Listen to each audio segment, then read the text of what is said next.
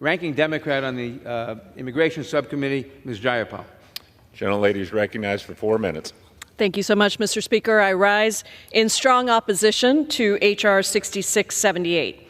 Instead of putting forward real solutions to fix the immigration system, my Republican colleagues are once again looking for a way to scapegoat and fearmonger about immigrants. We've had no hearing or testimony in the Judiciary Committee, this Congress, where Social Security fraud amongst immigrants has been identified as a problem that even needs fixing. What we did hear instead was about how immigrants are engines of growth for this country, how they often pay billions into Social Security even though they are not eligible for benefits from the program. We discussed how in 2019 alone, undocumented Mexican workers contributed $14.5 billion to Social Security and Medicare through the taxes taken out of their paychecks. But despite these facts, my Republican colleagues have put forth a bill that is a dangerous solution in search of a problem. Under current law, Social Security fraud already makes a person deportable, but we require a conviction. This bill sets a dangerous precedent by allowing a person to be deported with absolutely no due process whatsoever. Let me start by going through how this bill is not needed. Under the Immigration and Nationality Act, one of the many ways that someone can become deportable is if they are convicted of something called a crime involving moral turpitude, for which a sentence of 1 year or longer may be imposed.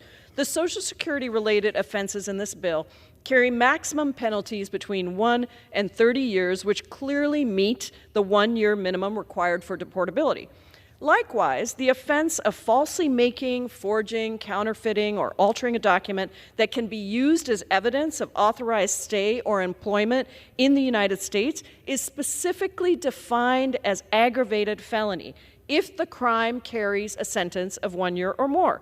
Conviction for an aggravated felony makes a person deportable. None of these facts seem to matter to the authors of this bill and my Republican colleagues. H.R. 6678, however, sets a very different and dangerous precedent by eliminating the requirement that we first charge and convict a person for Social Security fraud before deporting them. This is not consistent with current immigration law, and most importantly, it violates the bedrock principles of fairness, due process, and the rule of law. Now, my Republican colleagues seem to say that they don't care about due process for all people, but we do. By not requiring a conviction, H.R. 6678 would vastly expand the ways in which a green card holder could become deportable, and it would lead to serious unintended consequences.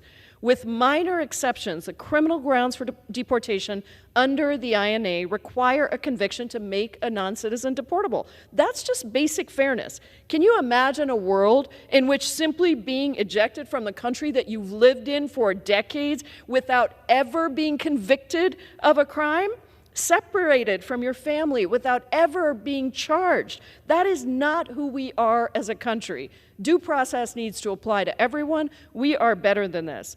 I hope my Republican colleagues will realize how absurd and short-sighted this bill is and will instead get to work with us on finding real solutions to fix our immigration system instead of constantly targeting immigrants for xenophobia, racism, and fear. I urge all members to vote no on H.R. 6678, and I yield back the balance of my time. The gentlelady yields back. The gentleman from New York reserves. The gentleman from Oregon is recognized. Thank you, Mr.